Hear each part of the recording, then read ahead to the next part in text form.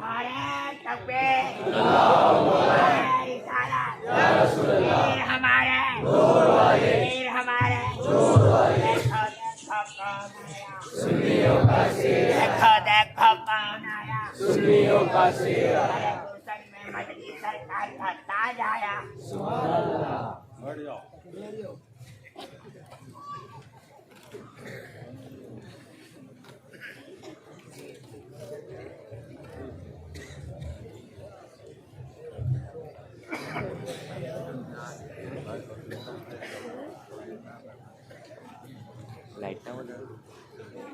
نحمده ونصلي ونسلم على رسوله الكريم اما بعد فاعوذ بالله من الشيطان الرجيم بسم الله الرحمن الرحيم وما خلقت الجن والانس الا ليعبدون صدق اللہ النبی الامین المتین الکریم ونحن علی ذالک لمن الشاہدین والشاکرین والحمد للہ رب العالمین۔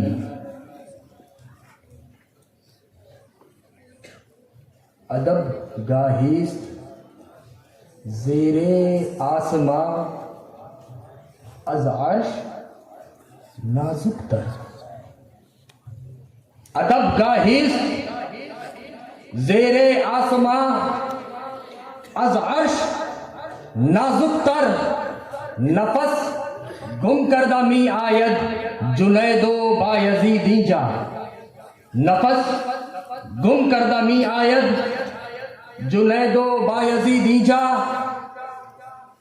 منا علینا ربنا اذ بعث محمدا ایدہ بأیدہ ایدنا بأحمدا ارسلہ مبشرا ارسلہ ممجدا صلو علیہ دائما صلو علیہ سرمدا۔ ایک بار نبی اور آل نبی کی بارگاہ میں بآواز بلند ہدیہ درود کا نذرانہ پیش فرمائیں۔ اللہم صلی علی سیدنا و مولانا محمد معدن الجود والکرم وآلہ وبارک وسلم صلاۃ وسلاما علیک یا رسول اللہ صلی اللہ تعالی علیہ وسلم۔ سب سے پہلے تو قابل مبارکباد ہے محدث اعظم کمیٹی، محدث اعظم جشن سید کمیٹی،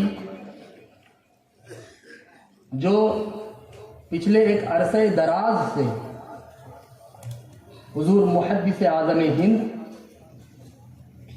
اور آپ کی پیرانی اماں سیدہ شمیمہ خاتون علیہ الرحمت والرضوان کی شان میں اس محفل شریف کا، اس مجلس شریف کا انعقاد کرتی چلی آ رہی ہے۔ اللہ رب العزت ہماری اس محدث اعظم کمیٹی کہ ایک ایک فرد کو ان کی ابھی تک کی ان تمام دینی خدمات کا اجر عظیم عطا فرمائے، اور کمیٹی کے ایک ایک فرد کو اس کی آخری سانس تک اسی طرح دین متین کی خدمت بے لوث کا جذبہ عطا فرمائے، اور ان کے بعد ان کی نسلوں کو اسی کار خیر کو بڑی ذمہ داری سے آگے بڑھانے کی توفیق دے۔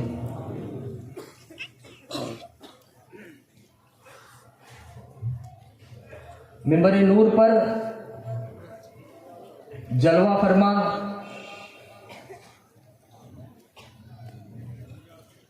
شہزادگان محدث اعظم ہند و شہزادگان مخدوم سمنا،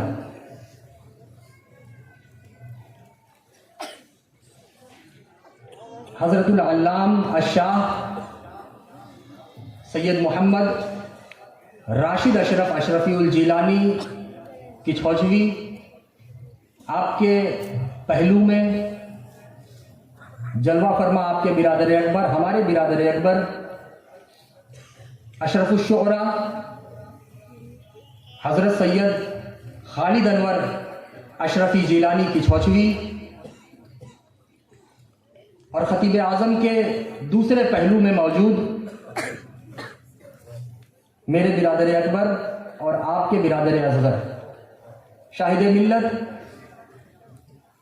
حضرت سید شاہد اشرف اشرفی الجیلانی کی چھوچوی، اور ساتھ ہی میں میرے برادر نسبتی سید ثقلین اشرف اشرفی الجیلانی کی چھوچوی، آپ تمامی حضرات کے ساتھ ہی ساتھ منبر نور پر جلوہ فرما عزت مآب علماء کرام، سادات ذویل احترام، خلفائے عظام اور آج کی ہماری عوام، السلام علیکم ورحمۃ اللہ تعالی وبرکاتہ۔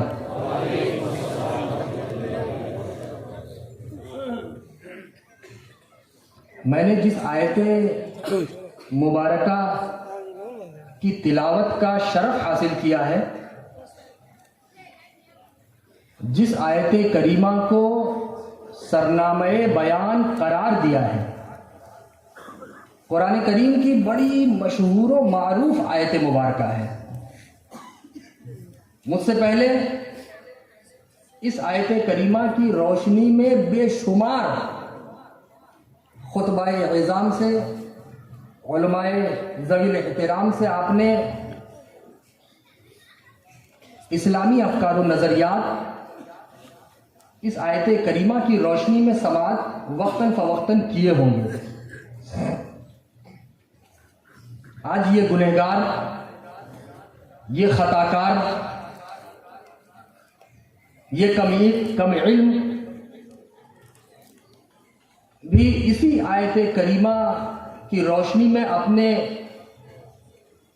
کچھ افکار و نظریات، اسلامی افکار و نظریات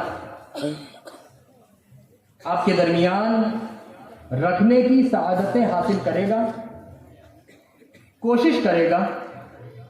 اللہ رب العزت کی بارگاہ میں دست بستہ یہ دعا ہے، یہ گزارش ہے، یہ التجا ہے، یہ التماس ہے کہ اللہ رب العزت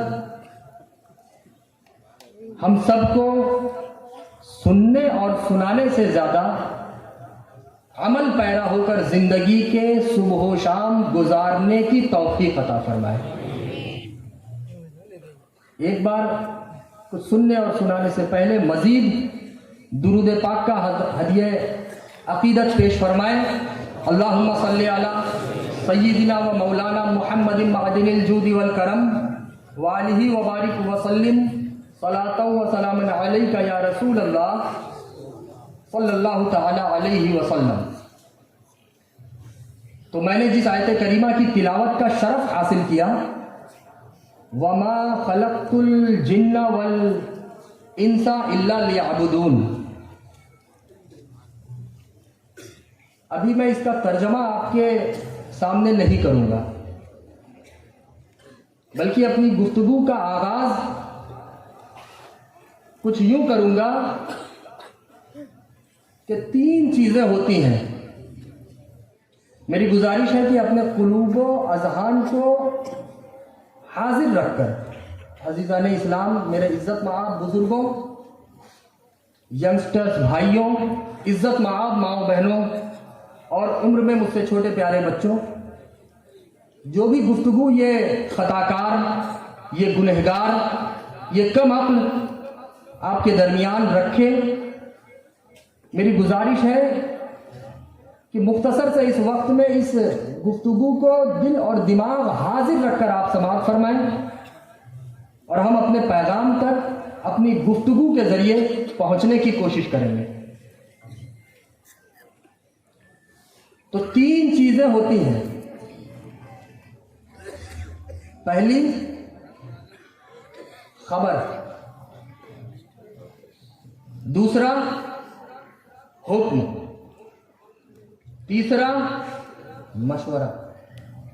3 چیزیں بہت دل و دماغ حاضر رکھ کر، خبر، حکم، مشورہ. مثال کے طور پر میرے برادر اکبر شاہد ملت نے حکم دیا کہ سمیر اشرفی آج تمہیں 1 پلیٹ مچھلی کھانی ہے. تو یہ حضرت کی جانب سے حکم ہوا سمیر اشرفی پانڈو میواس والے کے لیے. یہ حکم ہوا. پیچھے کہاں چھپا ہے رے آگے.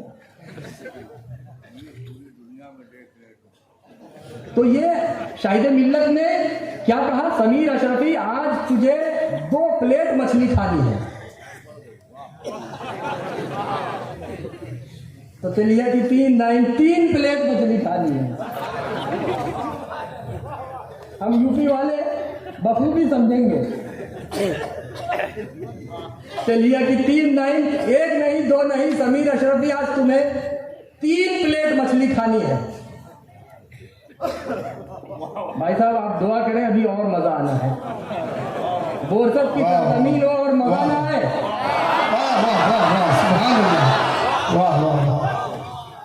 انشاءاللہ یہ تو شروعات ہے، آگے آگے دیکھیے ہوتا ہے کیا. اور آپ کی دعائیں اس گنہگار کے ساتھ رہیں گی تو انشاءاللہ فیضان شیخ الاسلام ضرور برسے گا. سبحان اللہ، سبحان اللہ، واہ واہ واہ واہ. تو میں یہ عرض کر رہا تھا کہ شاہد ملت نے اگر اسے بولا کہ تمہیں 3 پلیٹ مچھلی کھانی ہے تو حضرت کی طرف سے یہ حکم ہوا ہے نا. اسے کہتے ہیں حکم. میں نے 3 چیزیں آپ سے عرض کی ہیں. ایک ہوتا ہے حکم، ایک ہوتا ہے مشورہ، اور ایک ہوتی ہے خبر. تو حضرت نے برادر اکبر نے یہ حکم دیا. اب اس کی تعمیل ایک عقیدت مند مرید ہونے کی حیثیت سے سمیر اشرفی پر ضروری ہے. اب جب وہ تعمیل ہو جائے گی تو ظاہر سی بات ہے نتیجے میں پیٹ بگڑے گا. پیٹ تو بگڑنا ہے کیونکہ گوڈاؤن کی جو کیپیسٹی ہے اس سے زیادہ مال آ گیا ہے اندر. تو اب اگر برادر اکبر شاہد ملت سمیر کو یہ کہیں کہ سمیر اشرفی میری معلومات کے اعتبار سے آنند میں ایک ڈاکٹر ہے، تم ان کے پاس جاؤ کیونکہ تم نے تیلیا کی 3 ڈائن کے اعتبار سے 3 پلیٹ مچھلی کھائی ہے، لہذا تم اس ڈاکٹر کو جا کر دکھاؤ، تمہاری یہ تکلیف دور ہو جائے گی. تو اب یہ حضرت کی طرف سے مشورہ ہوا. ٹھیک ہے، حضرت نے ایک حکم دیا تھا جس حکم کا نتیجہ یہ ہوا کہ پیٹ جو ہے ڈسمسا گیا، ڈس بیلنس ہو گیا. تو اب حضرت نے آگے مشورہ دیا کہ آنند میں میری معلومات کے اعتبار سے ایک چھپا ہوا ہے، میری معلومات کے اعتبار سے ایک ڈاکٹر ہے، تم اس کے پاس جاؤ. انشاءاللہ وہ ایک آل نبی اولاد علی مخدوم سملہ کی زبان سے نکلا ہوا ہے. وہ ڈاکٹر تو ظاہری شفا دینے والا ہے، حقیقی شفا تو اللہ کے ہاتھ میں ہے. وہ جائے گا اور اسے شفا ملنی ہی ملنی ہے نا. تو یہ ہوا خبر، یہ ہوئی خبر، ایک ہوا حکم اور ایک ہوا مشورہ. اب اگر میں آپ سے کہوں کہ اس محفل میں ہمارے درمیان ایک بہت بڑا نعرہ اسپیشلسٹ بیٹھا ہوا ہے، ایک بہت بڑا نعرہ اسپیشلسٹ بیٹھا ہوا ہے، اور جب وہ نعرہ لگاتے ہیں تو تو ان کی آواز ایک ایسی سریلی آواز نکلتی ہے کہ ہمارے یوپی میں اگر وہ نعرہ لگائیں تو اسے سن کر یہی کہا جائے گا کہ یہ پھٹی ہوئی پپہری کی آواز ہے. ابھی ہو سکتا ہے ان کا نعرہ لگے.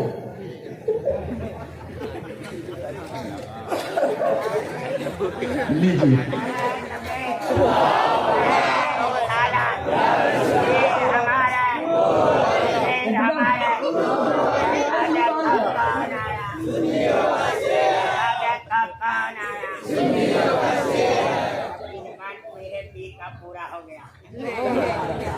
تو عزیزان ملت اسلامیہ، میں نے آپ سے عرض کیا کہ ایک اتنا بڑا نعرہ اسپیشلسٹ بیٹھا ہوا ہے ہمارے درمیان کہ اگر وہ جب بھی وہ نعرہ لگاتے ہیں تو ان کی آواز میں وہ تاثیر ہے کہ ہمارے یوپی میں اس کو یہی کہا جائے گا کہ جیسے پھٹی ہوئی پپہری بج رہی ہے، جو کہ ابھی آپ نے سماعت بھی کیا ہے نا.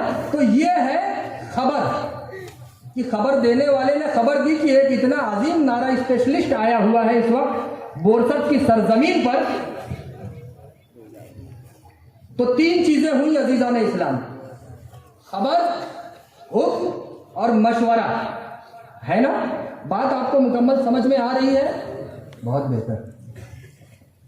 تو اب اس آیت کریمہ میں اللہ رب العزت نے خبر دی ہوئی ہے. اس میں حکم نہیں ہے، اس میں مشورہ نہیں ہے، بلکہ اس میں خبر عطا کی ہے. میں نے جس آیت کریمہ کی تلاوت کا شرف حاصل کیا ہے اس میں رب وحدہ لا شریک نے خبر دی ہے، اور خبر بھی ایک نہیں دو خبریں ہیں.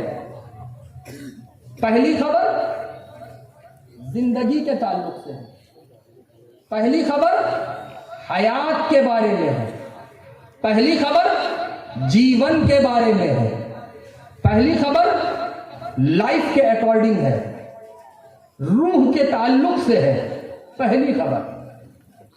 اور دوسری خبر مقصد سے متعلق ہے کہ اگر زندگی ہے تو اس کا مقصد کیا ہے، اگر جیون ہے تو اس کا کارن کیا ہے، اگر حیات ہے تو اس کی وجہ کیا ہے، اگر لائف ہے تو اس کا ریزن کیا ہے. ٹھیک ہے؟ یہ دو خبریں ہیں اس آیت کریمہ میں، اور آج کی ہماری گفتگو کا ماحصل انہی دو خبروں کے ارد گرد چکر لگائے گا. تو عزیزان ملت اسلامیہ، آئیے ہم پہلی خبر کو دیکھیں، غور کریں پہلی خبر پر جو کہ زندگی کے تعلق سے ہے. تو جو خبر زندگی کے تعلق سے ہے یہاں بھی دو باتیں نکل کر آتی ہیں. زندگی کے تعلق سے جو خبر ہے اس میں سے دو باتیں سامنے آتی ہیں. پہلی بات کہ کوئی تو ہے جس نے پیدا کیا، بے شک ہے نا؟ کوئی تو ہے جناب جس نے پیدا کیا، جو میں بول کر خطاب کر رہا ہے کہ وہ میں ہوں جس نے انسانوں کو حیات عطا کی، وہ میں ہوں جس نے زمین اور ہواؤں میں رہنے والے ان جناتوں کو جیون دیا، وہ میں ہوں جس نے آسمان کی اونچائیوں کو اب چھونے والے ان پرندوں میں روح پھونکی، وہ میں ہی ہوں جس نے زمین کی گہرائیوں میں رہنے والے ان کیڑے مکوڑوں کو لائف دی. ارے وہ میں ہی ہوں، میرے سوا اور کوئی نہیں ہے جس نے زمین پر چلنے والے ان چار پیر کے جانوروں کو زندگی عطا کی. ہے نا؟ پہلی خبر زندگی کے تعلق سے ہے کہ کوئی تو ہے جس نے پیدا کیا، جو میں بول کر خطاب کر رہا ہے. یہ ہوئی پہلی بات. اور دوسری بات، جس نے پیدا کیا وہ پیدا کرنے کی صلاحیت بھی رکھتا ہے، تبھی تو وہ اتنے وثوق سے، اتنے پاور سے، اتنی پابندی سے، اتنی مستقلی سے حکم دے رہا ہے، خبر دے رہا ہے. کہ میں ہوں جس نے جناتوں کو پیدا کیا، میں ہوں جس نے انسانوں کو حیات عطا کی، میں ہوں جس نے زمین پر چلنے والے 4 پیر کے جانوروں کو جیون دیا، ارے وہ میں ہی ہوں، میرے سوا اور کوئی نہیں ہے جس نے آسمان کی بلندیوں کو چھونے والے ان پرندوں میں جیون ڈالا ہے نا؟ تو یہ 2 باتیں نکل کر سامنے آئیں تو پتہ کیا چلا کہ خدا نے انسان کو پیدا کیا اور انسان نے اپنی نسلوں کو پیدا کیا، آگے بڑھایا۔ میں ایک سوال کی طرف آپ کو لے جانا چاہ رہا ہوں، یہ ایک تمہید باندھ رہا ہوں ایک سوال کی عزیزان اسلام۔ میری گزارش ہے کہ بہت مستعدی سے حضور قلب کے ساتھ اس سوال کو آپ سماعت کریں کہ خدا نے انسان جانوروں کو پیدا کیا اور جانوروں نے اپنے بچوں کو پیدا کر کے اپنی نسلیں آگے بڑھائیں۔ خدا نے آسمان میں اڑنے والے پرندوں کو پیدا کیا اور پرندوں نے اپنے بچے دے کر اپنی نسلوں کو آگے بڑھایا۔ خدا نے زمین کے اندر رہنے والے کیڑے مکوڑوں کو حیات بخشی اور کیڑے مکوڑوں نے اپنے بچے، اپنے انڈے بچے پیدا کر کے اپنا پریوار آگے بڑھایا۔ بات صحیح ہے نا؟ بات سمجھ میں آ رہی ہے نا؟ عقل سے قریب ہے نا میری گفتگو؟ تو عزیزان اسلام، اب یہاں ایک سوال کھڑا ہوتا ہے کہ خدا نے انسان کو پیدا کیا اور انسان نے اپنے بچوں کو، اپنی نسلوں کو، اپنا پریوار پیدا کیا، تو پیدا خدا بھی کر رہا ہے اور پیدا انسان بھی کر رہا ہے، پیدا خدا بھی کر رہا ہے اور پیدا جانور بھی کر رہا ہے، پیدا خدا بھی کر رہا ہے اور پیدا آسمان کی بلندیوں سے گفتگو کرنے والے یہ پرندے بھی کر رہے ہیں۔ تو پتہ کیا چلا، معلوم کیا ہوا، نتیجہ کیا نکلا، سوال ابھر کر کیا آیا کہ خدا نے بھی پیدا کیا اور انسان نے بھی پیدا کیا، تب تو پیدا کرنے کے اعتبار سے خدا اور انسان برابر ہوئے۔ یہ سوال اٹھ رہا ہے۔ پیدا، دیکھیے آپ لفظ پیدا پر غور کریں، پیدا خدا نے بھی کیا اور پیدا جانوروں نے بھی کیا، تب تو بہت غور سے سماعت کریں گے سوال، ورنہ پھر آپ کہیں گے کہ یہ کیا باتیں ہو رہی ہیں اس ذمہ دار منبر رسول سے۔ بہت غور سے، پیدا خدا نے بھی کیا اور پیدا جانور نے بھی کیا، تب تو خدا اور جانور کے درمیان برابری ہوئی۔ پیدا خدا نے بھی کیا اور پیدا آسمان میں اڑنے والے پرندوں نے بھی کیا، تب تو خدا اور آسمان میں اڑنے والے پرندوں میں یکسانیت ہوئی۔ پیدا خدا نے بھی کیا اور پیدا زمین کے اندر رہنے والے کیڑے مکوڑوں نے بھی کیا، حیوان مختلف نے بھی کیا، دابۃ الارض نے بھی کیا، تب تو خدا اور ان سب کے درمیان مشابہہ برابری ہوئی۔ تو جب ہم بندوں کی طرف سے یہ سوال اٹھتا ہے تو رسول کی رسالت یہ جواب دیتی ہوئی نظر آتی ہے کہ اے انسان، تو کتنا احمق ہے، ارے تو یہ کیسے سوچ سکتا ہے کہ تیرے پیدا کرنے اور خدا کے پیدا کرنے میں برابری ہو سکتی ہے؟ ارے احمق، ارے کم عقل، تیرا پیدا کرنا اور ہے، خدا کا پیدا کرنا اور ہے۔ انسان بولا وہ کیسے؟ رسول کی رسالت نے آگے بڑھ کر جواب دیا، ارے احمق انسان، اپنے ذہن کے دریچوں کو کھول اور غور کر، جب تو پیدا کرتا ہے تو تیرے پیدا کرنے میں ماں باپ کی ضرورت ہوتی ہے، لیکن میرے وحدہ لا شریک کی قدرت تو دیکھ، جب وہ پیدا کرنے پر آتا ہے تو اس نے نبی آدم کو بنا ماں باپ کے پیدا کر دیا۔ نعرہ تکبیر، نعرہ رسالت، فیضان حضور شیخ الاسلام، انتخاب حضور شیخ الاسلام، فرزند حضور شیخ الاسلام، جشن سید، جشن سید۔ اے انسان، تو یہ کیسے سوچ سکتا ہے کہ تیرے پیدا کرنے اور خدا کے پیدا کرنے میں برابری ہو سکتی ہے؟ ارے احمد، تیرا پیدا کرنا اور ہے، خدا کا پیدا کرنا اور ہے۔ انسان نے پھر سوال کیا، وہ کیسے؟ رسول کی رسالت نے پھر آگے بڑھ کر جواب دیا، اے احمد، جب تو پیدا کرتا ہے تو تیرے پیدا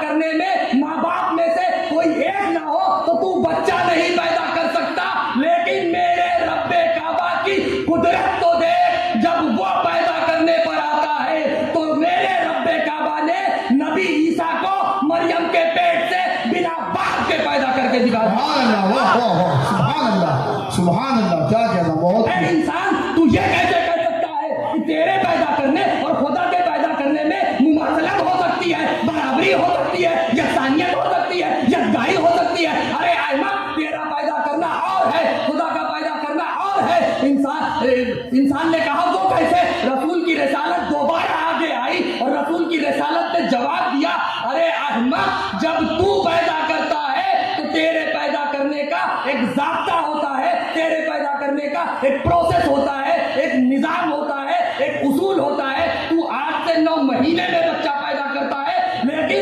میرے خدا کی قدرت کو دیکھ، میرا خدا جب کسی چیز کو وجود دینے پر آتا ہے تو بولتا ہے اے چیز تو ہو جا، وہ چیز پل بھر میں ہو کر تیار ہو جاتی ہے۔ سبحان اللہ واہ واہ واہ کیا کہنا ہے۔ اذا اراد شيئا ان يقول له كن فيكون۔ اللہ جب ارادہ کرتا ہے کسی چیز کا تو حکم دیتا ہے کہ اے چیز تو ہو جا، وہ چیز بن کر تیار ہو جاتی ہے۔ تو پتہ کیا چلا، معلوم کیا ہوا کہ انسان کا پیدا کرنا اور ہے، خدا کا پیدا کرنا اور ہے۔ کیا ذرے کو آفتاب سے نسبت ہو سکتی ہے؟ کبھی نہیں ہو سکتی۔ کیا پانی کی ایک بوند کو پورے سمندر کے پانی سے برابری ہو سکتی ہے؟ کبھی نہیں ہو سکتی۔ کیا آگ کی ایک لپٹ پورے آگ کے وجود کے برابر ہو سکتی ہے؟ ہرگز نہیں ہو سکتی۔ کیا ریگستان کی ایک مٹھی ریت پورے ریگستان کے ریت کے برابر ہو سکتی ہے؟ ہرگز نہیں ہو سکتی۔ کیا جنگل کا ایک پیڑ پورے جنگل کے پیڑ کے مقابل میں آ سکتا ہے؟ ہرگز نہیں آ سکتا۔ پتہ کیا چلا، معلوم کیا ہوا کہ ذرے کو آفتاب سے مقابلہ اور برابری ہو ہی نہیں سکتی۔ لہذا اے انسان، تو بندہ ہے، بندہ بن کر رہے، بندہ نواز بننے کی کوشش مت کر۔ تو انسان ہے، انسان بن کر رہے، رحمان بننے کی کوشش مت کرنا، ورنہ انسانوں کی شکل میں رحمان بننے کا خمار تو نمرود کو بھی چڑھا تھا، اس کا کیا حشر ہوا ہم جانتے ہیں۔ تو انسان ہے، انسان بن کر رہنا، رحمان بننے کی کوشش مت کرنا، ورنہ انسانوں کی شکل میں خدائی کا دعویٰ تو فرعون نے بھی کیا تھا، اس کا کیا انجام ہوا ہم بخوبی جانتے ہیں۔ انسانوں کی شکل میں دنیاوی خوبصورتی کو جنت کا نام تو شداد بھی دینے چلا تھا، اس کا اور اس کی جنت کا کیا حشر ہوا ہم بخوبی جانتے ہیں۔ بے شک واہ واہ بے شک سبحان اللہ۔ تو پتہ کیا چلا، معلوم کیا ہوا کہ ذرے کو آفتاب سے کوئی مناسبت نہیں، کوئی مقابلہ نہیں، کوئی برابری نہیں۔ لہذا اے انسان، تو انسان ہے، انسان بن کر رہ، رحمان بننے کی کوشش مت کرنا۔ تو بندہ ہے، بندہ بن کر رہ، بندہ نواز بننے کو مت سوچنا، ورنہ تیرا بھی حشر اسی عبرتناک واقع جو حشر نمرود اور فرعون اور شداد کا ہوا، وہی حشر تیرا بھی ہوگا۔ تو عزیزان ملت اسلامیہ،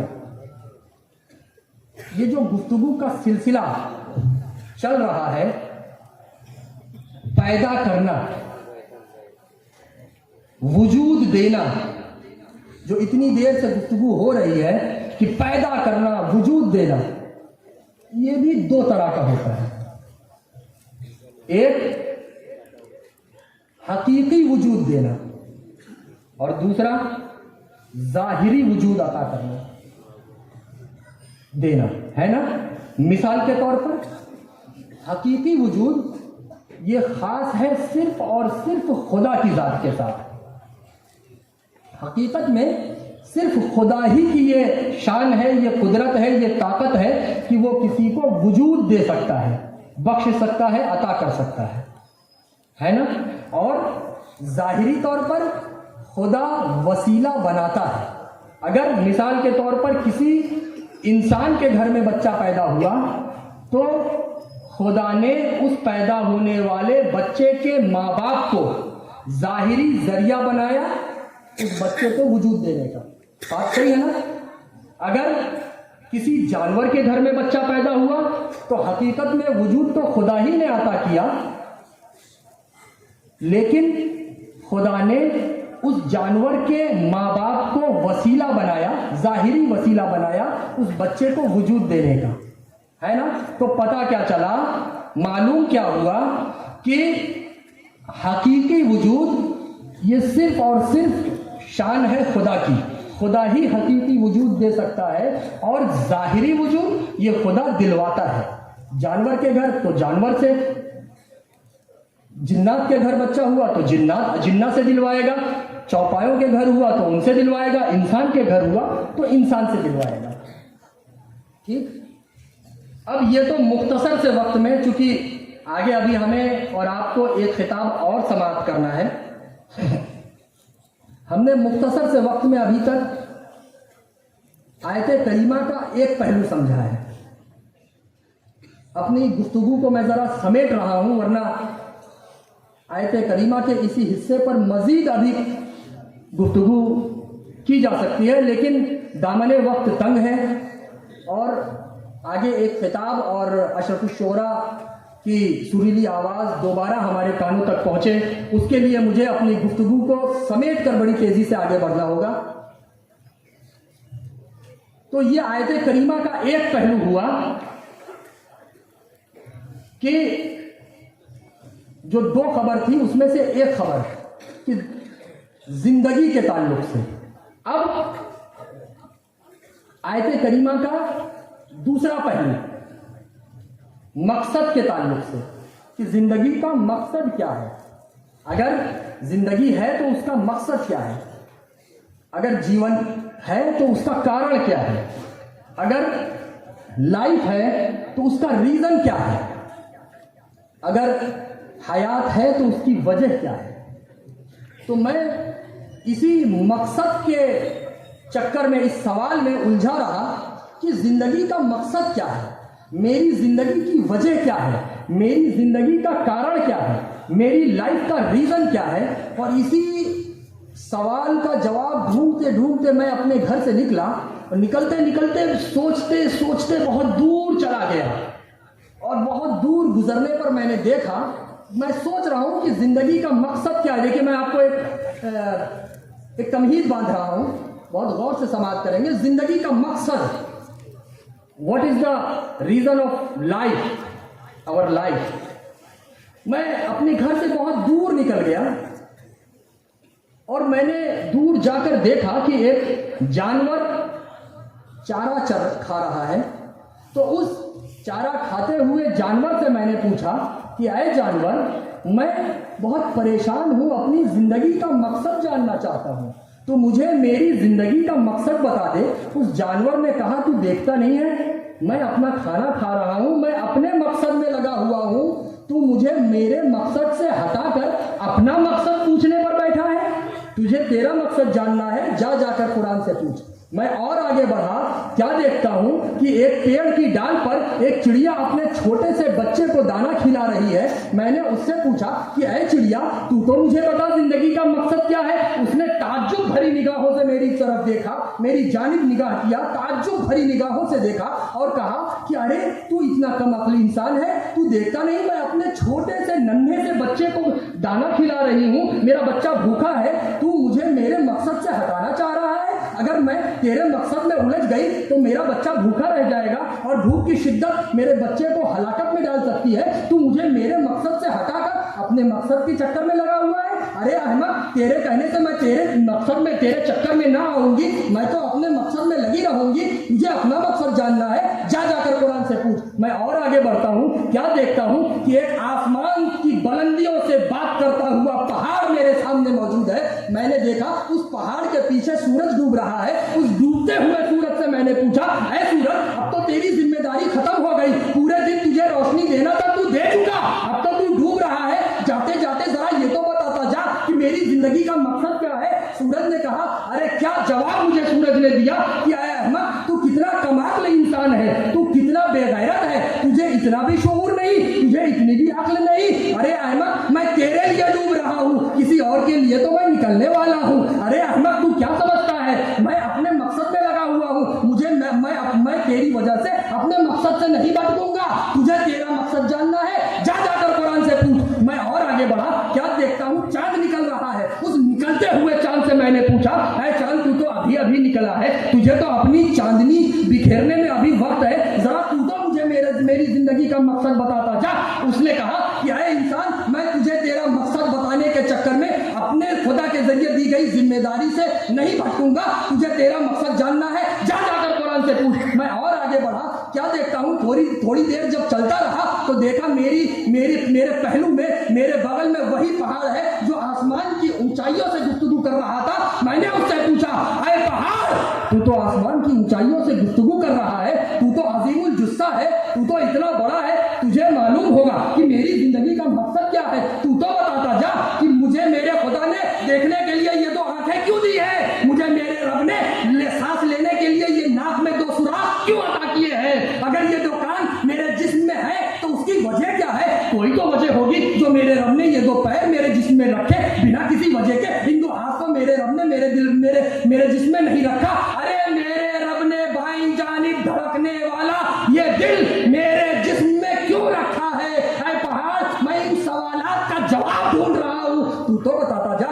उसने ताज्जुब भरी निगाहों से देखा और कहा, तू कितना कमअक्ल इंसान है, इतना वक्त तूने इस सवाल का जवाब अभी तक नहीं हासिल किया और इतना वक्त ऐसे ही गुजार दिया। तुझे जवाब जानना है ना। तुझे लगता है मैं आसमान की बुलंदियों से गुफ्तगू कर रहा हूँ, मैं तब भी अपने मकसद में लगा हुआ हूँ। तुझे तेरा मकसद जानना है, जा जाकर कुरान से पूछ। मैं और आगे बढ़ता हूँ, क्या देखता हूँ अचानक बारिश होने लगी। बारिश की टपकने वाली बूंदों से मैंने पूछा, ऐ बूंदों, तुम तो बताती जाओ मेरी जिंदगी का मकसद क्या है। उन बूंदों ने कहा, हम इसमें अपना वक्त जाया नहीं करेंगे, तुझे तेरा मकसद कुरान में मिलेगा, जा जाकर कुरान से पूछ। मैं और आगे बढ़ा, क्या देखता हूँ कि बारिश रुकी और बारिश रुकने के बाद हवा चलने लगी। उन चलने वाली हवाओं से मैंने पूछा, ऐ हवाओं, तुम तो बताओ जिंदगी का मकसद क्या है। तुम तो बड़ी तेज रफ्तार से बह रही हो, बहते बहते जरा बताती तो जाओ मेरी जिंदगी का मकसद क्या है। मैं बहुत परेशान हूँ, मैं बहुत बेचैन हूँ, मैं हैरान और शक्कर हूँ,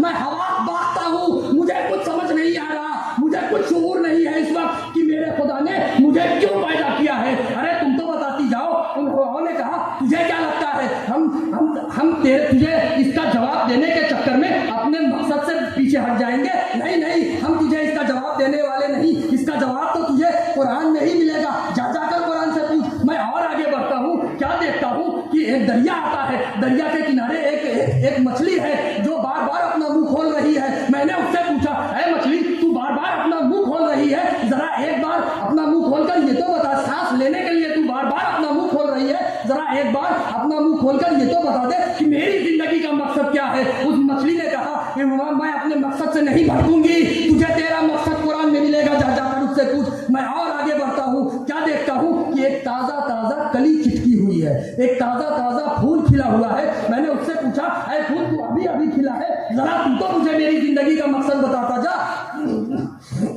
उस फूल ने कहा कि ऐ अहमद, तुझे क्या लगता है तेरे एतबार से मैं अभी अभी खिला हुआ हूँ। अरे मुझे अपने अतराफो अकनाफ को मुअत्तर करना है, मुझे अपने अतराफो अकनाफ को सुगंधित करना है, उसमें खुशबू फैलानी है। मुझे जो जिम्मेदारी मेरे पैदा करने वाले ने दी है, मैं अपने मकसद पे रहूंगा, मैं तेरे जवाब देने के चक्कर में नहीं आऊंगा, तुझे तेरा जवाब कुरान से मिलेगा। मैं परेशान हो गया, परेशान होकर मैं भागा उल्टे पैर अपने घर गया, दस्तक दी दरवाजे को, दरवाजा खुला, मैंने अपना कुरान उठाया, अभी खोला न था कि बंद कुरान के सामने अभी तक की रूदार मैंने रख दी। क्या है कुरान? मैंने उस जानवर से पूछा, जिंदगी का मकसद तेरी तरफ भेजा, उस डाल पर बैठे परिंदे से पूछा, तेरी तरफ भेजा, डूबते सूरज से पूछा, तेरी तरफ भेजा, उगते चांद से पूछा, तेरी तरफ भेजा, आसमान से छूते हुए उस पहाड़ से पूछा, तेरी तरफ भेजा, मैंने समंदर में निकली हुई मछली से पूछा,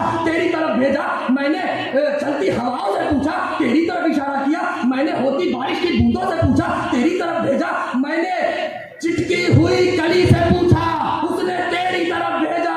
ऐ कुरान, मैं परेशान हूँ, मैं हैरान और शक्कर हूँ कि मेरे मौला ने मुझे ये हयात दी है तो क्यों दी है, मेरे अंदर रूह रखी है तो क्यों रखी है, मेरे अंदर जीवन डाला है तो क्यों डाला है, उसकी क्या वजह है। ऐ कुरान, तू ही मेरी रहनुमाई फरमा, मेरी तेरे ही पन्नों में मुझे मिलेगा। कुरान ने कहा ऐ अहमद, ऐ कम अक्ल, अरे इन तमाम चीजों से पूछकर अपना वक्त क्यों बर्बाद किया? मेरा सीना खोल कर देख लिया होता, मेरे सीने में ये साफ लफ्जों में तुझे लिखा हुआ मिल जाता कि इन तमाम चीजों को तेरे खुदा ने तेरे लिए पैदा किया है और तुझे सिर्फ और सिर्फ अपनी इबादत के लिए पैदा किया। सुभान अल्लाह, सुभान अल्लाह। नारे तकबीर, नारे रिसालत, फैजान हुजूर शेखुल इस्लाम, इंतिखाब हुजूर शेखुल इस्लाम, जश्न सैयद, जश्न सैयद सादाते की छोछा, सादाते की छोछा। तो अजीज़ान मिल्लत इस्लामिया, ज़िंदगी का मकसद देखिए, हमने मुख्तलिफ मिसालों से समझने की कोशिश की है ज़िंदगी का मकसद। और इसी मकसद को जब अबू बकर ने समझा तो अफजलुल बशर हो गए। इसी मकसद को जब उमर ने समझा तो सदाकत की तलवार हो गए। इसी मकसद को जब उस्मान गनी ने समझा तो जुन्नूरैन हो गए। वाह, वाह, सुभान। इसी मकसद को जब काबा की दरो दीवार के दरमियान मोहम्मद सल्लल्लाहु अलैहि वसल्लम की गोद में अपनी आंखों को खोलने वाले अली ने समझा तो हैदर कर्रार हो गए। और इसी मकसद को करबला की तपती रेत में अपने आवानों अंसार के साथ, अपने हामियों मददगार के साथ, नबी के नूरे नजर, अली के लखते जिगर, फातिमा के लाल इमाम हुसैन ने जब समझा तो शहीद आजम हो गए। नारे हैदरी, नारे हैदरी, जश्न शहीद आजम, फैजान मखदूम सिमरानी, फैजान शेखुल इस्लाम, जश्न सैयद। वाह वाह, सुभान अल्लाह। नारा हैदरी, एक नारा हैदरी, शेर हमारे, शेर हमारे, देखो देखो कौन आया, देखो देखो कौन आया। और इसी मकसद को बगदाद की सरजमीन पर अब्दुल कादिर ने जब समझा तो गौसे आजम हो गए। इसी मकसद को संजर की जमीन पर जब मोइनुद्दीन ने समझा तो गरीब नवाज हिंदल वली हो गए। इसी मकसद को सिमनान के बेताज बादशाह अशरफ जहांगीर ने जब समझा तो उस सल्तनत को छोड़कर मखदूम अशरफ हो गए। और इसी मकसद को किचौचा की सरजमीन पर 14 साल की नन्ही सी उम्र के एक बच्चे सैयद मोहम्मद ने जब समझा तो 14 साल की उम्र में मुहद्दिस आज़म हिंद हो गए। वाह वाह, नारे तकबीर, नारे रिसालत, फैजान मुहद्दिस आज़म, फैजान मुहद्दिस आज़म, फैजान शेखुल इस्लाम, जश्न सैयद। वाह वाह वाह, सुभान अल्लाह। हमारे देखो देखो कौन आया, साजिए मिन्नत, साजिए मिन्नत। पानी बजा दो, एक नारा और लगा दीजिए, फटी हुई पिपहिरी जिंदाबाद। नारे तकबीर, नारे रिसालत, शेर हमारे, देखो देखो कौन आया, देखो देखो सुभान अल्लाह, सुभान अल्लाह, सुभान अल्लाह। वाह वाह। आप लोग मूड में है ना, सुनना चाह रहे हैं? सच बताइए। जो लोग हाथ उठाइए एक बार, जो लोग नहीं सुनना चाहते। मैं शाहिद मिल्लत की बारगाह में अर्ज करना चाहूंगा। मेरे बड़े भाई हैं, मैं उनसे नहीं कहूंगा तो और किससे कहूंगा? हजरत देखिए, कोई नहीं सुनना चाह रहा है, मैं बैठ जाऊं? नहीं हजरत, सबने हाथ उठाया है। अरे कोई ना सुनना चाहता है। तो एक बार और दुरूद पाक नजराने अकीदत बाआवाज़े बुलंद पेश। अल्लाहुम्मा सल्ली अला सय्यिदिना नबीना मौलाना मुहम्मदिन मालिल जूद वल करम व आलिहि व अस्हाबिहि किराम व बारिक वसल्लम।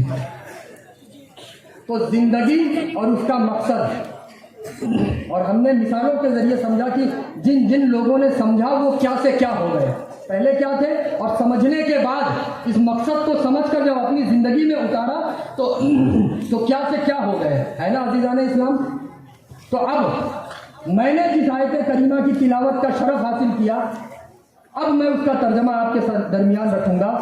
وما خلقت الجن والانس الا لیعبدون، اللہ رب العزت فرماتا ہے کہ میں نے جناتوں، اور اس کا سلیس اور آسان سا ترجمہ یہ ہے کہ میں نے جناتوں اور انسانوں کو صرف اور صرف عبادت کے لیے پیدا کرنا، صرف عبادت، صرف عبادت، صرف عبادت،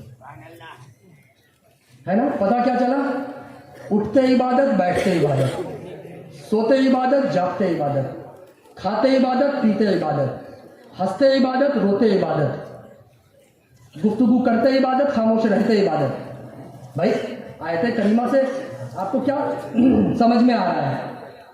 اللہ فرما رہا ہے کہ میں نے جناتوں اور انسانوں کو صرف اور صرف عبادت کے لیے، ہے نا، اس کے علاوہ اور تو کچھ نہیں فرمایا نا اللہ نے۔ آیت کریمہ سے بظاہر تو یہی سمجھ میں آ رہا ہے۔ تو عزیزان اسلام، اب یہاں 3 سوال اٹھیں گے، 3 سوال۔ پہلا، اللہ رب العزت نے اس کی بے شمار مخلوقات ہیں، اللہ کی بے شمار مخلوقات ہیں، ہے نا، ان میں سے چند کا میں ذکر آپ کے درمیان کرتا ہوں۔ جیسے آسمان میں اڑنے والے جانور، اللہ کی مخلوق، زمین کی گہرائیوں میں رینگنے والے کیڑے مکوڑے، اللہ کی مخلوق، زمین کے اوپر چلنے والے یہ چوپائے دابۃ الارض حیوان مفترس، اللہ کی مخلوق، ٹھیک ہے۔ زمین اور ہواؤں میں رہنے والے یہ اجنہ، ہمارے بھائی، اللہ کی مخلوق، اور ہم بنو نوع انسان، ابن آدم، اللہ کی مخلوق، صحیح ہے نا۔ یہ مختصر وقت کی نزاکت کو دیکھتے ہوئے چند مخلوقات کا میں نے ذکر کیا، اس کے علاوہ بے شمار مخلوقات ہیں اللہ کی اس دنیا میں، ہے نا۔ تو اب یہاں ایک سوال ہے کہ اللہ کی بے شمار مخلوقات ہیں جن میں سے چند کا میں نے ذکر کیا، تو اتنی ساری مخلوقات میں سے اللہ رب العزت نے اس آیت کریمہ میں صرف جنات اور انسان کا ہی ذکر کیوں کیا؟ دیکھیے علمی بات ہے، گفتگو آپ، میری گزارش ہے آپ سمجھنے کی کوشش کریں گے۔ میں بہت اپنی کم علم کی روشنی میں، اپنے حقیر اور ادنا معلومات کی روشنی میں، اپنی ناقص کوشش سے آپ کو سمجھانے کی کوشش کروں گا۔ میری گزارش ہے کہ قلوب و اذہان کو، دل و دماغ حاضر رکھ کر، کہ اللہ کی بہت ساری مخلوق ہے نا، چند کا میں نے ذکر کیا، تو ان بہت ساری مخلوقات میں سے اللہ نے جنات اور انسان کا ہی ذکر کیوں کیا؟ اللہ تو اس پر بھی قدرت رکھتا ہے کہ وہ جنات اور انسان کے اس آیت کریمہ میں ذکر کی جگہ جانور اور پرندوں کا بھی ذکر کر سکتا تھا۔ اللہ اس پر قدرت رکھتا ہے کہ نہیں رکھتا؟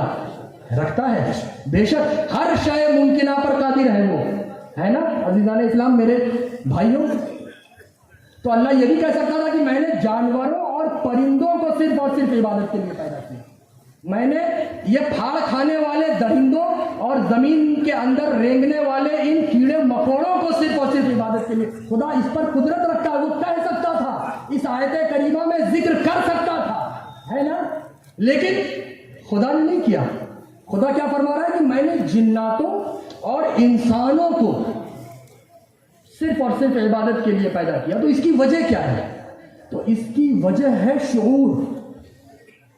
کیا ہے؟ شعور، بیداری، احساس، حس۔ تب شعور کی وجہ سے اللہ نے اس آیت کریمہ میں جنات اور انسان کا ذکر کیا ہے۔ ارے جناب، شعور تو ایک جانور بھی رکھتا ہے۔ میں مثال دیتا ہوں آپ کو، شعور کی وجہ سے ذکر ہوا ہے نا اس آیت کریمہ میں کہ انسان اور جنات شعور رکھتے ہیں، ان کے اندر عقل ہے، عقل، شعور ہے، سمجھ ہے۔ تو سمجھ تو ایک 4 پیر کا جانور بھی رکھتا ہے۔ میں مثال آپ کے سامنے پیش کرتا ہوں۔ ایک کنویں کے کنارے आप बकरी के बच्चे को रखिए और बहुत हल्के हाथ से उसको झटका दीजिए, बहुत पूरी ताकत से नहीं, बहुत गौर से करें इल्मी। देखिए मैं एक सवाल की तरफ आपको ले जा रहा हूं, उसको हल्के हाथ से धकेलिए, वो बच्चा अपने आप को रोकेगा कि नहीं रोकेगा? यही तो शऊर है, यही तो जानकारी है। तो जनाब अल्लाह ने तो शऊर की वजह से जिन्नात और इंसान का जिक्र इस आयत करीमा में किया है, और शऊर तो उस बकरी के बच्चे में भी है, तब उसका जिक्र तो होना चाहिए था। अल्लाह ने शऊर की वजह से जिन्नात और इंसान का जिक्र किया है ना। शऊर तो आसमान में उड़ने वाले परिंदे में भी है। मैं मिसाल देता हूं, मिसाल से समझिए।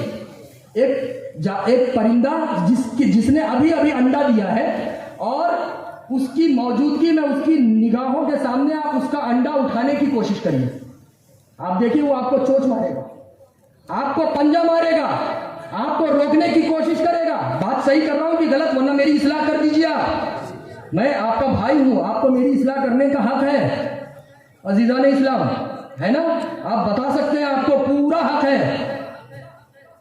वो बच्चा वो जो उसकी माँ है, परिंदे के जो बच्चा है उसकी माँ वो रोकेगी कि मेरा अंडा मत ले, इसके अंदर से मेरा परिवार बढ़ेगा, है ना? यही तो शऊर है, यही तो इल्म है, यही तो जानकारी है। और अल्लाह ने तो शऊर की वजह से रखा है ना। तो शऊर तो एक जमीन के अंदर रेंगने वाले कीड़े मकोड़े में भी होता है। कैसे? मैं मिसाल देता हूं, बिना मिसाल के हम बात नहीं करेंगे। आप एक अपने घर में आपके घर की हम मिसाल दें, अपने घर के आंगन में एक बाल्टी में पानी भरिए और उस पानी में एक चींटी को रख दीजिए।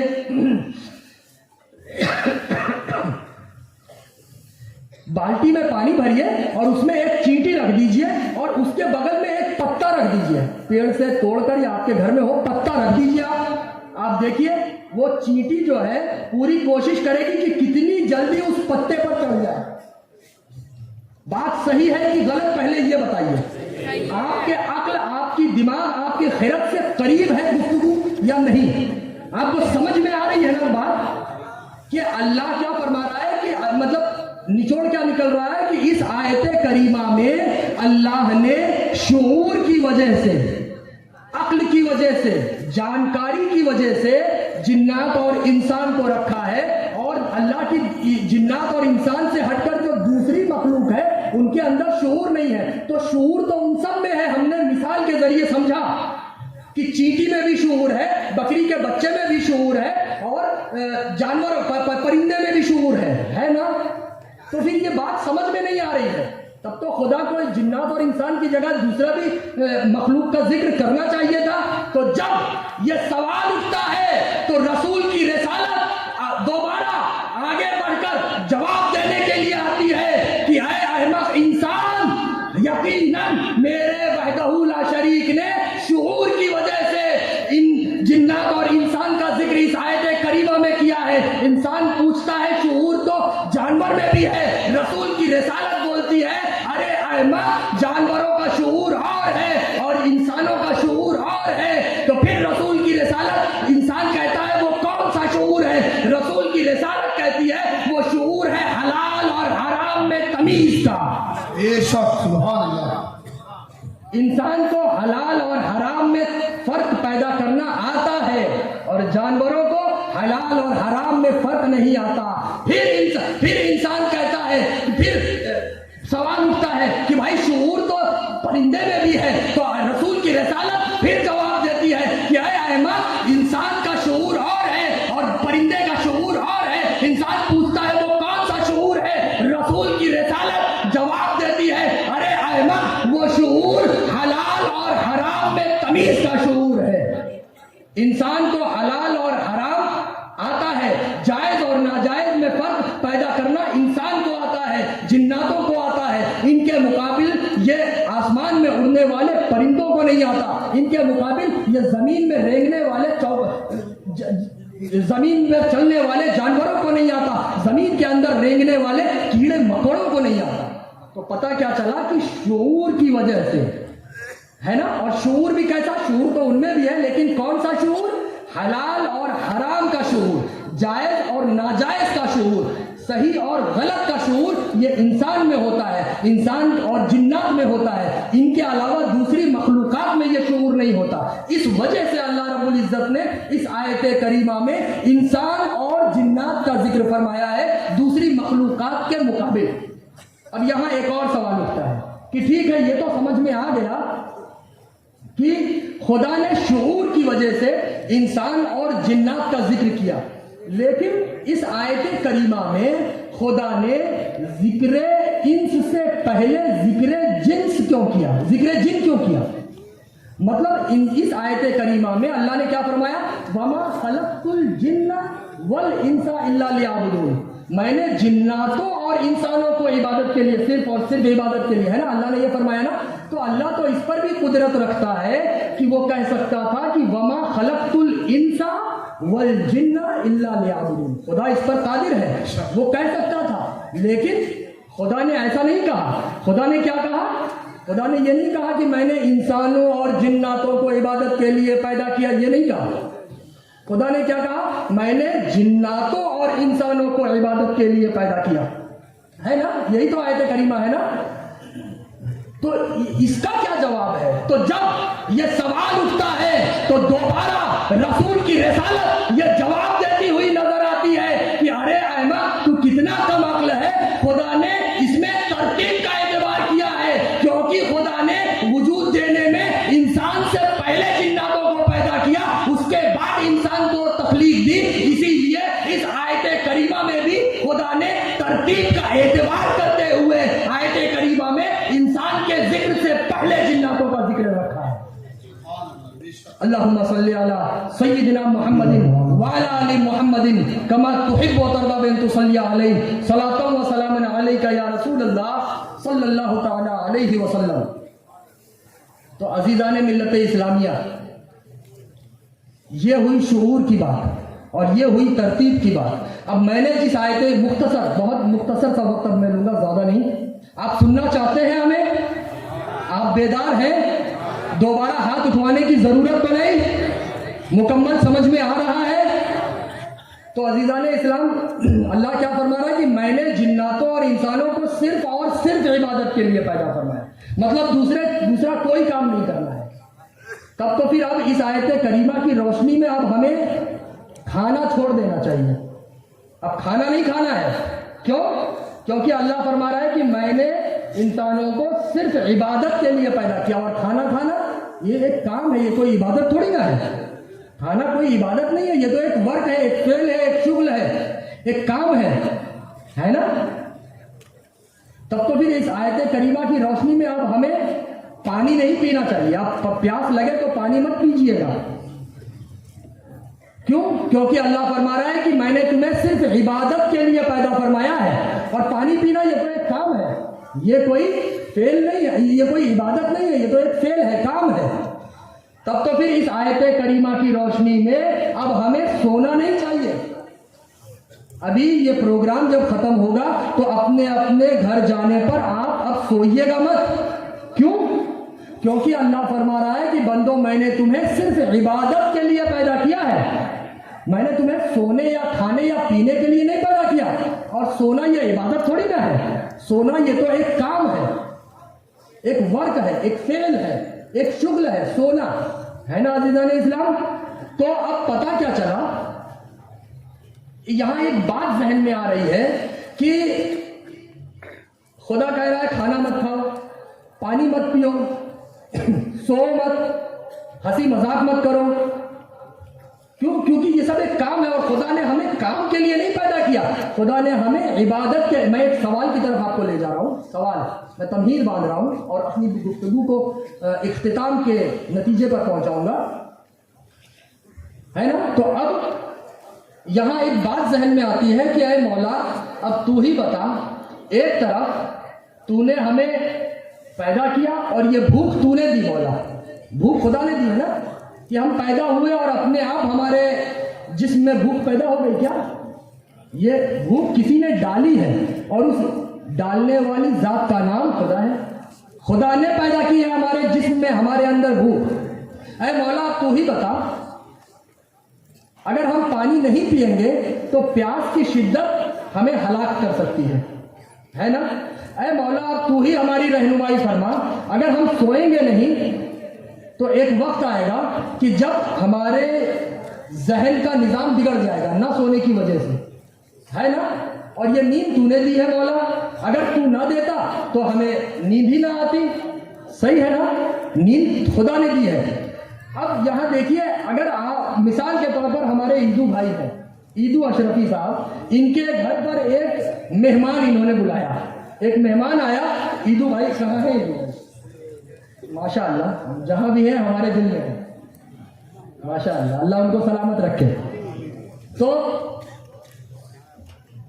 ईदू भाई, ईदू अशरफी साहब के घर पर एक मेहमान आया और ईदू भाई ने उसको एक से एक मुरव्वल ग़िज़ाएं खिलाई, एक से एक मशरूबात पिलाए और एक से एक अच्छी जगह उसको घुमाने ले गए कि भाई, उसने कहा मुझे वहाँ जाना है, वहाँ ले गए, वावड़ी मोहल्ला जाना है, वावड़ी मोहल्ला ले गए, राजा मोहल्ला जाना है, राजा ले गए, रानी से भी मुलाकात हो गई, भोभा जाना है, भोभा पहुँच गए, सैयद टेकरा, टेकरे पे चढ़ गए, हर जगह ले गए, जहाँ जहाँ जाना था हर जगह उसको ले गए, ठीक है।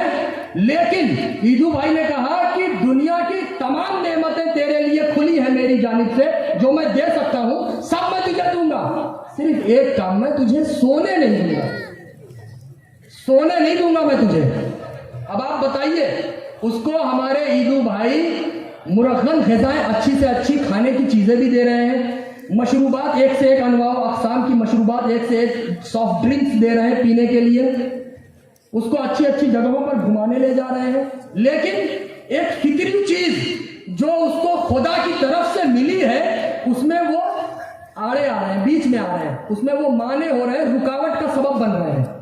क्या वो ईदू भाई से खुश रहेगा? बताइए, नहीं ना। वो वक्त ढूंढेगा कि मुझे कब मौका मिले और मैं ईदू भाई का घर छोड़ के भगूं। हालांकि उसको ईदू भाई ने एक से एक खाना, एक से एक सॉफ्ट ड्रिंक, पानी की पीने की चीजें, एक से एक जगह घुमाया, एक से एक कपड़े दिए, एक से एक सहूलत दे दी, लेकिन एक फिक्री चीज जो खुदा ने उसके जिस्म में डाली है, उसको वो पहुंचने से रोक रहे हैं। तो वो रहना पसंद करेगा? इन तमाम तर नेमतों के दरमियान भी वो खुश नहीं रहेगा, है ना। तो पता क्या चला कि ये नींद खुदा ने हमें दी है। अब यहां एक सवाल उठता है, गुजारिश की शक्ल में हम बंदों की तरफ से खुदा की बारगाह में एक सवाल दस्तबस्ता आगे बढ़ता है कि ऐ मौला, तू ही हमारी रहनुमाई फरमा। एक तरफ ये भूख तूने हमें दी है और दूसरी तरफ अब मौला तू ही बता, अगर हम खाना नहीं खाएंगे तो हम जिंदा कैसे रहेंगे, और अगर कहीं हमने खाना खा लिया मौला, तो जितनी देर हम खाने में गुजारेंगे उतना वक्त इबादत से हटकर गुजरेगा। बात समझ में आ रही है ना? क्योंकि खाना खाना ये कोई इबादत थोड़ी ना है, ये तो एक काम है भाई, खाने में कौन सी इबादत है? ऐ मौला, हमें नहीं इसका जवाब मिल पा रहा, हम समझ नहीं पा रहे, हमारी अक्ल कासिर है। मौला तू ही रहनुमाई फरमा। ये प्यास तूने हमें दी है, पानी पीने की क्षमता और पानी पीने की ख्वाहिश हमारे जिस्म में तूने पैदा फरमाई है। मौला अब तू ही बता, अगर हम पानी नहीं पिएंगे तो हम जिंदा नहीं रहेंगे, और अगर हम पानी पिएंगे तो एक गिलास पानी पीने में जितना वक्त लगेगा, जितना वक्त सर्फ होगा, मौला उतना वक्त हमने इबादत से हटकर गुजारा। बात समझ में आ रही है? सवाल समझ रहे हैं आप? ऐ मौला, अब तू ही हमारी रहनुमाई फरमा कि ये नींद तूने हमें दी है, अगर हम सोएंगे नहीं तो हमारे दिमाग का और हमारी बॉडी का निज़ाम, एक दिन नहीं सोए, 2 दिन 3 दिन नहीं सोए, वो बिगड़ जाएगा, हमारा ज़हनी तवाज़ुन खराब होने लगेगा, है ना। तो ऐ मौला तू ही बता, अगर हम सोएंगे नहीं तो हमारा दिमाग खराब हो सकता, मतलब अगर हम सोएंगे नहीं तो भी मसला, और अगर हम सो गए तो 6 घंटा 8 घंटा 10 घंटा जितनी देर हमने सोने में निकाला मौला, वो 8 घंटा 10 घंटा हमने इबादत से हटकर गुजारा। तो मौला अब हमें समझ में नहीं आ रहा है हम करें तो क्या करें। हमारे तो आगे कुआं और पीछे खाई है, अगर सोए तो भी मसला, नहीं सोए तो भी मसला, खाया तो भी मसला, नहीं खाया तो भी मसला, पानी पिया तो भी मसला, नहीं पिया तो भी मसला, तिजारत किया तो भी मसला, नहीं किया तो भी मसला, अपनों से मोहब्बत किया तो भी मसला, نہیں کیا تو بھی مسئلہ ہے نا. تو مولا ہمیں سمجھ میں نہیں آ رہا ہے کہ اب ہم کریں تو کیا کریں. تو جب ہم بندوں کی طرف سے یہ سوال اٹھتا ہے تو خدا کی مشیت یہ جواب دیتی ہے کہ اے میرے بندے، میں مانتا ہوں میں نے تجھے بھوک دی، میں نے تجھے پیاس دی، میں نے تجھے نیند دی، اپنوں کی محبت میں نے تیرے اندر ڈالی، تجارت کی اہمیت و عبادیت میں نے تیرے اندر پیدا کی. اے میرے بندے، تجھے میرے ذریعے دی گئی بھوک یاد رہی، میرے ذریعے دی گئی پیاس یاد رہی، میرے ذریعے دی گئی نیند یاد رہی، میرے ذریعے دیے گئے اپنوں کی محبت یاد رہی، تو وہی میرے ذریعے دیے گئے محبوب نبی کو کیسے بھلا دیا. اے بندے، اگر میں نے تجھے بھوک دی ہے تو کھانے میں عبادت ڈھونڈتا ہے. ارے او بندے، کھانا کھانا میں مانتا ہوں یہ کام ہے، لیکن کھانا میرے محمد کی طرح کھا. یہ کھانا کھانا نہیں بلکہ عبادت ہو جائے گا. سبحان اللہ، سبحان اللہ، واہ واہ واہ، سبحان اللہ. تو پانی میں عبادت کی بات کہتا ہے. ہاں بندے، پانی پینا ایک کام ہے، لیکن اسی پانی کو تو میرے محمد کی طرح پی. یہ پینا تیرا یہ پینا نہیں بلکہ عبادت ہو جائے گا. تو تجارت میں عبادت ڈھونڈتا ہے. بندے، اگر تو نے دنیا کو دکھانے کے لیے تجارت کی تو واقعی میں تیری تجارت صرف تجارت ہی تک رہے گی، لیکن وہی تجارت اگر تو نے نبی محمد کے دکھائے ہوئے راستے پر کی تو یقین جان بندہ، تیرا تجارت میں اٹھایا ہوا ایک ایک قدم وہ تجارت نہیں بلکہ عبادت ہو جائے گا. سبحان اللہ، سبحان اللہ، بے شک. تو پتہ کیا چلا، معلوم کیا ہوا کہ ہمیں ہماری زندگی کے یہ جتنے بھی کام ہیں، ہنسنا، بولنا، اٹھنا، بیٹھنا، سونا، جاگنا، آنا جانا، تجارت، واقعی میں در حقیقت یہ سب کام ہی ہے. یہ سب کام ہی ہے، لیکن ان تمام کاموں کو جب ہم نبی کے دکھائے ہوئے راستے پر کریں گے تو یہ کام نہیں بلکہ عبادت ہو جائے گا، ہے نا. اور اگر ہم نبی سے ہٹے تو یاد رکھیے، حضور شیخ الاسلام فرماتے ہیں کہ نبی سے ہٹ کر کبھی کسی کو خدا ملا ہے نہ مل سکے گا. بے شک. حضرت کیا فرماتے ہیں کہ نبی سے ہٹ کر کبھی کسی کو خدا ملا ہے نہ مل سکے گا. خدا کے بندے نبی کا ہو کر خدا خدا کر، خدا خدا کر، ہے نا. مطلب ہے بندے، تو خدا کا بندہ ہے لیکن تجھے نبی کا ہو کر، نبی کا وسیلہ لے کر، نبی کی بارگاہ میں حاضری دے کر خدا خدا کرنا ہے. بنا وسیلے کے اگر تو نے کیا تو تیرا وہ عمل، تیرا وہ کام اس دنیا میں ہی رہ جائے گا. کل روز محشر بنا نبی کے وسیلے کے اگر تو آئے گا تو تیرے سارے اچھے اعمال اسی دنیا میں روز محشر تیرے منہ پر پھینک دیے جائیں گے، ہے نا. تو پتا چلا کہ نبی کے وسیلے کی بہت اہمیت ہے، بلکہ پوری ضرورت اسی کی ہے، نبی کے وسیلے کی. اور اسی پر میرے دادا جان حضور محدث اعظم ہند فرماتے ہیں وسیلے کو لے کر. آج کل کچھ لوگ ہیں نا جو بولتے ہیں کہ ہم تو بنا وسیلے کے ہیں، ہم تو ڈائریکٹ ہیں، ہمیں کوئی ضرورت نہیں ہے، ہم ڈائریکٹ مانگیں گے، ہم اللہ سے، ہمیں ادھر ادھر جانے کی ضرورت نہیں، ہمیں نبی کا وسیلہ لینے کی ضرورت نہیں، ہمیں یہ آستانوں پر جانے کی ضرورت نہیں، ہمیں ڈائریکٹ ہم کافی ہیں اور ہمارا کانٹیکٹ، ہمارا رشتہ تو ڈائریکٹ ہے. تو ان لوگوں کے سامنے آپ میرے دادا جان حضور شیخ الاسلام کا حضور محدث اعظم ہند کا ایک شعر رکھیے گا وہ، اور ان کو مہلت قیامت تک کی دیجیے گا. شعر رکھیے گا اور کہیے گا قیامت تک اس کا جواب ڈھونڈ کے لاؤ. آپ ان سے کہیے گا، پوچھ لیجیے گا کہ جہاں تک ہمیں معلوم ہے مل نہیں سکتا خدا ان کا وسیلہ چھوڑ کر. واہ واہ، سبحان اللہ، واہ. اس حضور محدث اعظم ہند کے اس شعر کو اپنے دل کی تختی پر نقش کر لیجیے. مل نہیں سکتا خدا ان کا وسیلہ چھوڑ کر، غیر ممکن ہے کہ جائیں چھت پہ زینہ چھوڑ کر. غیر ممکن ہے کہ جائیں چھت پہ سیڑھی زینہ چھوڑ کر. کیا آپ اپنے چھت پر کسی بھی چیز کا سہارا لیے بنا جا سکتے ہیں؟ کسی اونچائی پر، چھت سے مراد اونچائی ہے نا. تو خدا کا کیا مقام ہے، خدا کا کیا منصب ہے، خدا کا کیا درجہ ہے، اس درجے پر ہم بنا سیڑھی کے چلے جائیں گے، بنا وسیلے کے پہنچنے کی بات ہے.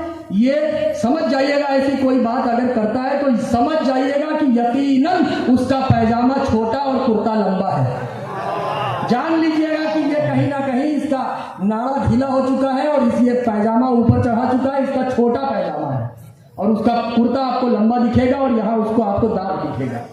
پہچان لیجئے گا اور ایسوں کے سامنے آپ حضور محدث اعظم ہند کا یہی شعر رکھ دیجئے گا اور اس کو قیامت تک کا ٹائم بھی دے دیجئے گا. آپ دیکھیے تو عزیزان اسلام, لیکن اس دنیا میں کچھ لوگ ایسے ہیں جو کہتے ہیں ہم بنا وسیلہ ہم تو ڈائریکٹ ہیں, یہ ہے وہ ہے نا. تو یاد رکھیے حضور شیخ الاسلام فرماتے ہیں کہ جس میں پاس شریعت نہ خوف, بس آخر کے 5 منٹ, جس میں پاس شریعت نہ خوف خدا, وہ رہا کیا رہا وہ گیا کیا گیا. جس میں خدا کا خوف نہ ہو, جس میں شریعت کا پاس و لحاظ نہ ہو, وہی تو اس طرح کی گفتگو کرے گا کہ ہمیں تو وسیلے کی کوئی ضرورت نہیں ہے, ہم تو ڈائریکٹ والے ہیں, ہمیں تو ادھر ادھر سے مانگنے کی ضرورت نہیں ہے, ہمارا تو کام ایسے ہی چل جاتا ہے. اس کا ایمان کمزور ہے. اس طرح کی گفتگو ایسے ہی لوگ کرتے نظر آئیں گے. تو حضرت فرماتے ہیں جس میں پاس شریعت نہ خوف خدا, وہ رہا کیا رہا وہ گیا کیا گیا. ایک تصویر تھی جو مٹا دی گئی, یہ غلط ہے مسلمان مارا گیا. سبحان اللہ. ایک تصویر تھی جو مٹا دی گئی, یہ غلط ہے مسلمان مارا گیا. یقین جانیے گا ایسے لوگ زندہ رہ کر بھی مردہ ہے. ان کا رہنا بھی کسی مصرف کا نہیں اور ان کا جانا بھی کسی مصرف کا نہیں ہے نا. تو اللہ رب العزت ہمیں اور آپ کو یہ توفیق عطا فرمائے کہ ہم آج اس جشن سید کے ابھی تک کے اس خطاب سے ہم اور آپ یہی پیغام لے کر اٹھیں کہ آج سے اپنی رہتی زندگی تک ہم جو بھی کام کریں گے تو ہم اپنا ایک ایک قدم نبی کے دکھائے ہوئے راستے پر چل کر آگے بڑھائیں گے, تاکہ ہماری زندگی کا کوئی بھی کام وہ صرف کام نہیں بلکہ عبادت ہو جائے, ہے نا. اور جب ہم ایسا کریں گے تو یقین جانیے ہمارے علاقے, ہمارے محلے, ہمارے اطراف و اکناف میں رہنے والی دوسری قوم جب ہمیں ایسا کرتے دیکھیں گی تو وہ آپس میں گفتگو کرنے پر, آپس میں بات چیت کرنے پر مجبور ہو جائیں گی کہ ارے دیکھو آج بھی 1400 سال گزر گئے, اس کے بعد بھی ہمارے علاقے میں ایک ایسا مسلمان ہے جس نے اپنے نبی کی تعلیمات کو اپنے دل و دماغ میں زندہ رکھا ہوا ہے. سبحان اللہ. سبحان اللہ. واہ واہ واہ. اللہ رب العزت ہمیں اور آپ کو قدم قدم پر اپنے نبی کی تعلیمات کو زندہ رکھ کر اپنی زندگی گزارنے کی توفیق عطا فرمائے, تاکہ ہمارا ایک ایک کام وہ کام نہیں بلکہ عبادت میں بدل جائے. وآخر الدعوانا ان الحمد للہ رب العالمین. السلام علیکم ورحمۃ اللہ تعالی وبرکاتہ. سبحان اللہ. سبحان اللہ. اب آئیے تھوڑی دیر کے لیے شاعر اسلام اشرف